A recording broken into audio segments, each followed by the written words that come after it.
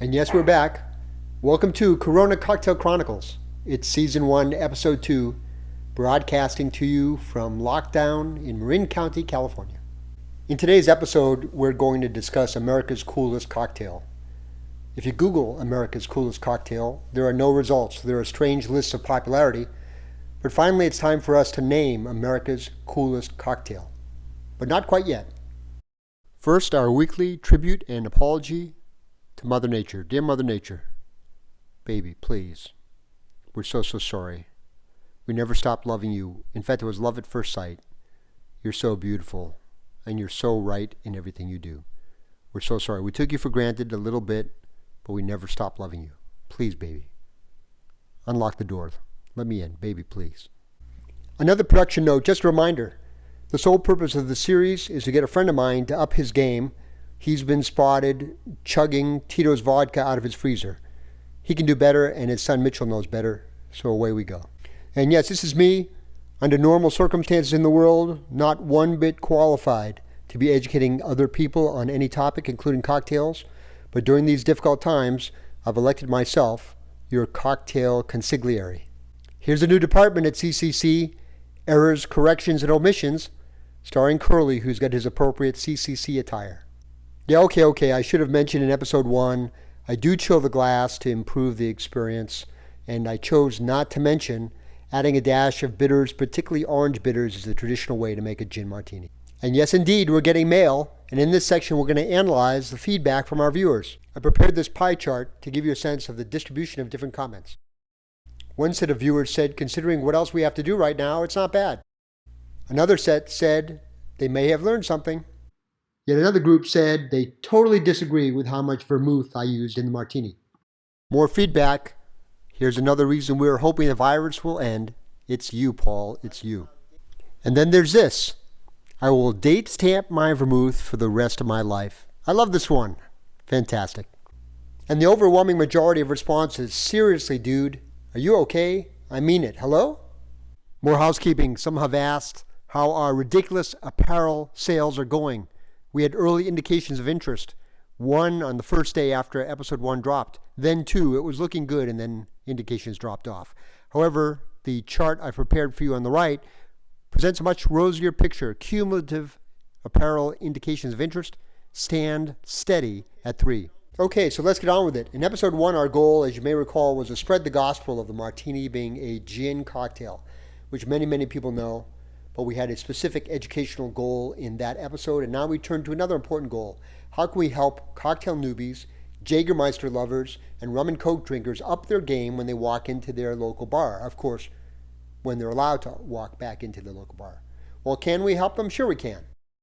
We're going to help them by naming America's coolest cocktail, the Sazerac. You didn't see that coming, did you? But here we are. Continuing a tradition which we started last week. A multiple choice trick question. What is a Sazerac? Better said, what the fuck is a Sazerac? So, the multiple choice trick quiz is 1, an unbelievably cool cocktail? Yeah, I gave it away. Or 2, what you get on your gums if you don't floss? Could be. Or 3, the device that allows a Tesla to generate torque. That's right, it's number 1. But if you guess number 3, I can't prove that you're wrong. Might be right. Hey, here we are, born in 1838 in New Orleans, but the game really changed in 1873 when a bartender added a dash of absinthe. Absinthe, unbelievably interesting and cool, called the Green Fairy for its color and the Black Death for its licorice flavor. We'll talk about licorice. Absinthe was banned in 1912 for allegedly causing hallucinations. How great is that to have in your cocktail? And we even have period artwork for you here in the lower right. This poor bar patron clearly struggling with the presence of the Green Fairy. And it may be sheltering in place, but I haven't gone crazy. Nobody wants these flavors in a cocktail. Don't worry, let's press on. It's better than that. First of all, it's anise flavored, not licorice, and is notable for some of the amazing bohemian types that have loved absinthe over the years. Hemingway, James Joyce, Toulouse-Lautrec, Modigliani, Picasso, Van Gogh, Oscar Wilde, and Edgar Allan Poe. You'll be in good company. The Green Fairy Black Devil. Absinthe is just a dash in the Sazerac. but it's a really neat dash of character too. Again, it was banned in the United States and Europe, 1912, 1915, something like that. A revival began when finally these rules were relaxed and everybody realized that in fact there is no evidence for this crazy, trippy reputation that absinthe has. It's starting to feel like art history class, I'm sorry, but check out this cool poster from France, perhaps 1850. Alcohol, the enemy. Absinthe, poison. What great history.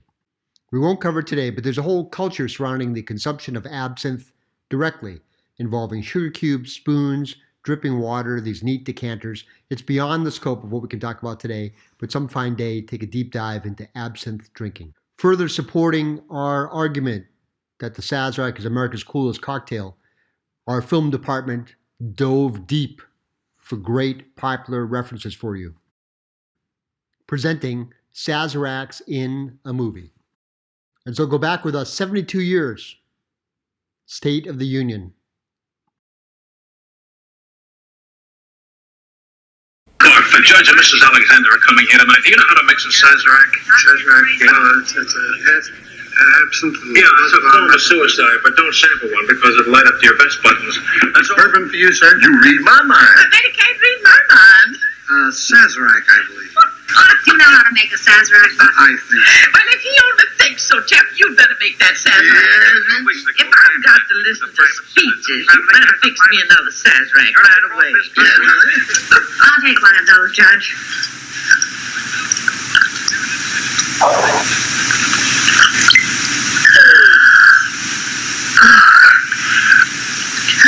Mary, what are you doing with that? For Pete's sake, those will make the dynamite. Jeff, darling, make me another one right away. Yes, honey. Would you make another one for me too, Judge? My, they're very strong, aren't they? Truly. What's in them? I don't know. you mean you've been drinking these for years and have no idea what's in them? Never darling, to make you feel good, that's all. That may well prove it, how cool a Sazerac is, but first a diversion. I have no idea why the internet has provided me with this graphic of a diversion sign on top of a cupcake, but it's how we'll tell you we're going to go off agenda for a second for some important information. Youngsters may not know about these two, Katharine Hepburn and Spencer Tracy. Katharine, who we saw in the clip, 4 Oscars. She appeared in 45 feature films from 1932 to 1994. Her buddy, on-screen and off-screen, Spencer Tracy, 2 Oscars, 75 feature films, 1930 to 1967. If you haven't checked out the film library of each of these 2 actors and or the 2 of them together, there's no better time, mark my words, no better time to spend your time sheltered than to get acquainted with the movie library of these 2. Hey, wait, was that you getting impatient with me? Where do you have to be? I've got an actual New Orleans absinthe story, and we're back on track. Hey, Dave. Hey, Mitch. You knew I was into cocktails before the internet called me to provide this shelter-in-place programming. And when in New Orleans, we went to a off-the-beaten-path liquor store populated by a clerk who was dressed as a voodoo princess, something like what you see at left. I was searching for unusual things to bring home, something like the cabinet you see depicted at right. And the voodoo princess said to us, hey, here in New Orleans, we prefer the St. George. St. George Distillery is in Alameda, California. So yes, Dave and Mitch, that's right. We had traveled 2,286 miles only to learn that the best absinthe, according to New Orleans, is 2,265 miles back the other way, a few minutes from my house. There's a happy ending, so today I can announce our surprise sponsors, including St. George Spirits of Alameda, California, and the Basil Hayden Bourbon Company. By surprise sponsors, I mean to say that neither of these 2 companies have any idea that they're sponsoring our broadcast today. If anybody knows anyone who works at these 2 places, flip them a copy, will you? Maybe we can get a couple of free samples or something. Saloon bellwether is a term I invented for this broadcast. The Sazerac is a saloon bellwether. Order a Sazerac and you'll know right away whether or not you're in a good place. Just follow the flow chart. That brings us to the most widely ridiculed and anticipated part of our broadcast. We're going to make one. Again, I provide these warnings for the graphic video. In week 2 of sheltering in place, your narrator's hair and beer have slipped slightly out of control, and the worst is yet to come. Okay, you notice something right away. First of all, we've expanded our apparel line to now include men's dress shirts with the CCC logo. Please private message me if you want to get on the bandwagon for our black dress shirts. Also, I need to introduce my new co-stars, Gumby and Pokey. Around day 10 of my 17 days of social isolation, I started to hear voices. Then I realized they weren't in my head. It was Gumby and Pokey in my garage asking to come join me. We've become very close over the 7 days since that time. Right, fellas? Stand by. Yeah, don't be shy. We're good. So here we are to introduce Gumby and Pokey as part of our new programming. Oops, stand by. Another diversion warning. Gumby and Pokey debuted in 1955 and became famous examples of stop-motion clay animation, and two cooler hombres I can imagine sheltering in place with. Take a look at some of the fantastic old footage of Gumby and Pokey, and let me present Gumby Sheltering in Place, 1955.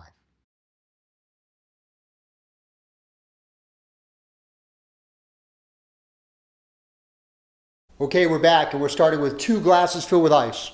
One will be our cocktail, and one will be for mixing and prepping. Ta-da! As promised, my St. George's absinthe. And very importantly, we're just going to put a dash in, as I said. Boom, that's plenty. Give it a good coating. Everyone may have a different technique. This is mine. Spread the stuff around, and we're going to dump the excess out. So the glass is coated. That's all we've done with the Green Fairy, so nobody has any hallucinations. Now in the mixing glass, my other surprise sponsor is Basil Hayden, a favorite rye and a favorite bourbon of mine. Send money. But rye is a traditional way. Pick one that you like. A couple ounces of rye. Done.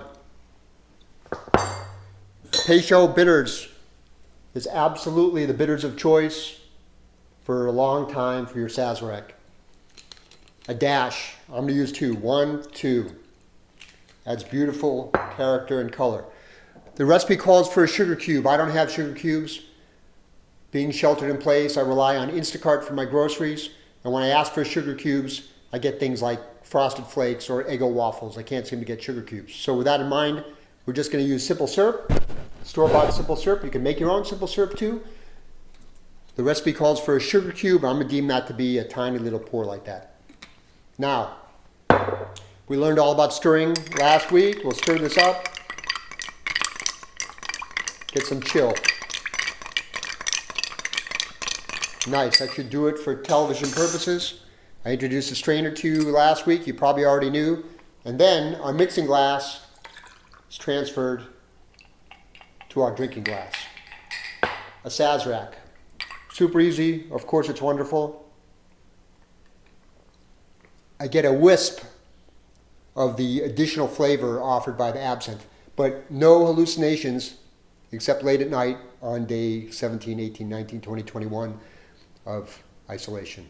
Anyway, I don't really expect you to make this drink. I've demonstrated it for you, mostly so you get a sense of the proportions, but the fact of the matter is, this is possibly one that's going to have to wait until we're all back out in the world. If you have absinthe in stock in your house, 5 stars to you. It's a surprise and you're among the elite.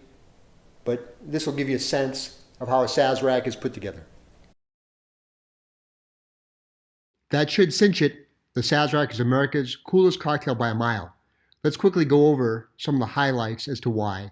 An American original, a saloon bellwether where you'll know right away if your barkeep and your saloon are up to the cocktail game. Sazeracs include the Green Fairy, what a great history, well loved by bohemians, Katharine Hepburn, liquid dynamite quotes, and most of all, will light up your vest buttons. In today's advanced section, let's talk about cocktail culture. What we're preaching to you is a culture of knowing what's in your drink and why, appreciating the individual ingredients, embracing some of the history without getting bogged down, taking some satisfaction in using the proper tools and techniques in making your cocktails, or understanding what the bartender is doing, sharing with friends, in these times it may well be by Zoom teleconference, of course, and curating your drinking environment, which includes choosing music to enjoy your cocktail with. To end today, we found some possibly perfect music for the times to invoke and channel New Orleans culture. So we'll exit today with this track from Red Hot Ramble. It's New Orleans themed and also has messaging for today's sheltering in place society. Hope to not see you again, but we'll probably be here next week on Corona Cocktail Chronicles. Be well.